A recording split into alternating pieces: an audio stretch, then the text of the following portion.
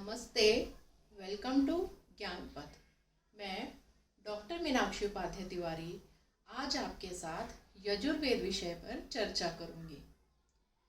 यजुर्वेद को अध्वर्य वेद भी कहते हैं क्योंकि यह अध्वर्यों का प्रार्थना ग्रंथ है। अब अध्वर्यो किसे कहते हैं? यज्ञों में जो पुरोहित यजुर्वेद के मंत्रों का उच्चारण करते हैं या जो पुरोहित यजुर्वेद से संबंधित हैं उन्हें अध्वर्यो कहते हैं। यजुर्वेद के मंत्रों को यजुष कहते हैं। यजुर्वेद के दो संप्रदाय हैं, एक ब्रह्मा और दूसरा आदित्य। ब्रह्मा संप्रदाय के अंतर्गत जो वेद हैं उन्हें कृष्ण यजुर्वेद कहते हैं और जो आदित्य संप्रदाय के अंतर्गत वेद हैं उन्हें हम शुक्ल यजुर्वेद की गणना में रखते हैं। यजुर्वेद से संबंधित एक आख्यायिका है। आख्यायिका किसे कहते हैं? Story plot. वेदों में जितनी भी स्टोरीज हैं उन्हें हम आख्यायिका कहते हैं। एक बार गुरु वैशंपायन के डर से याज्ञवल्क्य ने अपने आप जो मंत्रों का आत्मसात किया था, कहने का मतलब है जो यजुर्वेद की उत्पत्ति है आदित्य से हुई थी, लेकिन याज्ञवल्क्य ने अपने आप अध्ययन किया था और गुरु वैशंपायन के डर से उन्होंने उसका वमन कर दिया। वमन किसे कहते हैं? उलटना, प्यूक। लेकिन यहाँ वमन से तात्पर्य है याज्ञवल्क्य ने अपने गुरु के भय से कि वो श्राप ना दे दें, उन्होंने सभी मंत्रों को, सभी यजुषों को जोर जोर से उच्चारण करते हुए बोलना शुरू कर दिया। यह सुनकर उनके गुरु वैशंपायन ने अपने अन्य शिष्यों को कहा कि आप तितिर पक्षियों का रूप धारण करिए और ये वमन किए गए जो यजुष हैं उन्हें सुनिए। आज भी हम देखते हैं कुछ बोलने वाले पक्षी, जिसमें एक तोता भी प्रमुख है। वास्तव में हम यजुर्वेद को दो वर्गों में रखते हैं, एक कृष्ण यजुर्वेद और दूसरा शुक्ल यजुर्वेद। ऐसा क्यों?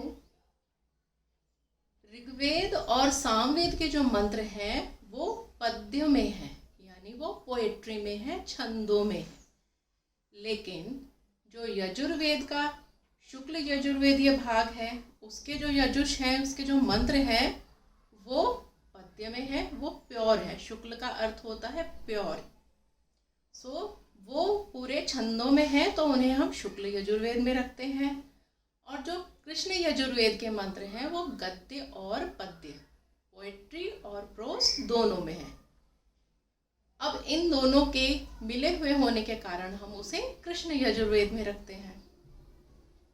कृष्ण यजुर्वेद के मंत्रों के जो अक्षर हैं उनकी गणना यानी उनकी काउंटिंग सेम नहीं है, क्योंकि जो ऋग्वेद और सामवेद के मंत्र हैं उनकी काउंटिंग, जो मंत्रों के अक्षरों की काउंटिंग है वो सेम रहती है। जो दो तरह के हमारे यजुर्वेदीय संप्रदाय हैं, कृष्ण यजुर्वेद और शुक्ल यजुर्वेद। शुक्ल यजुर्वेद के अंतर्गत दो शाखाएं आती हैं। शाखाओं से अभिप्राय तो मालूम ही है आपको, शाखाओं का अर्थ है एडिशंस।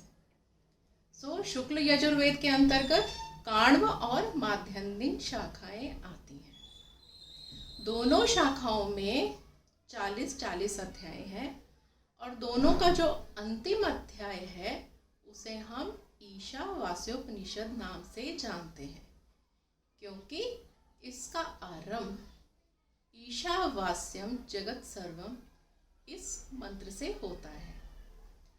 इन दोनों का जो सब्जेक्ट मैटर है वो सेम है। यजुर्वेद के अंतर्गत कर्म कांडों की विधियों का वर्णन है और यज्ञों में प्रयोग किए जाने वाले जितने भी नियम हैं उनका वर्णन है। यज्ञों में प्रमुख है दर्श पौर्णमासेष्टि, सोमयाग, अश्वमेध याग, राजसूय याग और भी अन्य यागों का वर्णन इसमें मिलता है। अब हम आगे चलते हैं कृष्ण यजुर्वेदीय शाखाओं में। कृष्ण यजुर्वेदीय शाखाओं में तैत्तिरीय शाखा बहुत ही महत्वपूर्ण है। इसका जो विस्तार है पहले उत्तर भारत में था, लेकिन आजकल महाराष्ट्र के कुछ प्रांत, आंध्र प्रदेश के कुछ प्रांत और द्रविड़ प्रांत के कुछ भागों में इसका प्रसार है।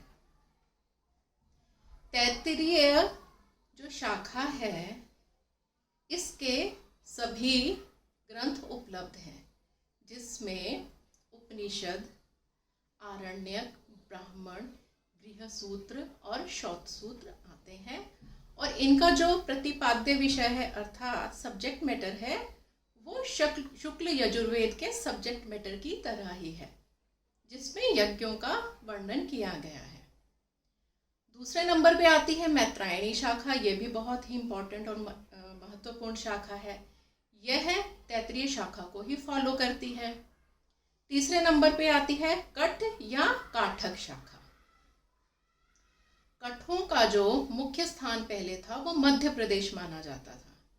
ये बहुत ही महत्वपूर्ण शाखा है। इसमें कई यागों का वर्णन है। स्पेशली इसमें सोम यागों का वर्णन बहुत मात्रा में मिलता है। हम अगली शाखा में आते हैं कपिस्थल शाखा। कृष्ण यजुर्वेद की जो कपिस्थल शाखा है उसका नाम कपिस्थल ऋषि के नाम पर पड़ा। ये बहुत ही महत्वपूर्ण शाखा मानी जाती है। इसकी एक प्रति जब मिली थी वो ताड़पत्रों पे लिखा हुआ था, जो बहुत ही क्या कहें उसको, जीर्ण शीर्ण, मतलब बहुत ही जिसे कहते हैं कि कट गई थी, फट गई थी, ऐसी अवस्था में ये प्राप्त हुई थी। लेकिन आजकल ये जो प्रति है बनारस के संस्कृत विश्वविद्यालय में सुरक्षित रखी गई है। इस प्रति को बहुत से फॉरेनर स्कॉलर्स ने फॉलो किया, इस पर रिसर्च की। यह जो प्रति है कपिस्थल शाखा की, यह रिसर्च के लिए बहुत ही महत्वपूर्ण मानी गई है। दोस्तों, आज के लिए इतना ही। अगर आप मेरे इस वीडियो को पसंद करते हैं तो प्लीज़ लाइक कीजिए, शेयर कीजिए, सब्सक्राइब कीजिए और कमेंट ज़रूर करिए। हम अगले वीडियो में मिलेंगे नए विषय के साथ। नमस्ते।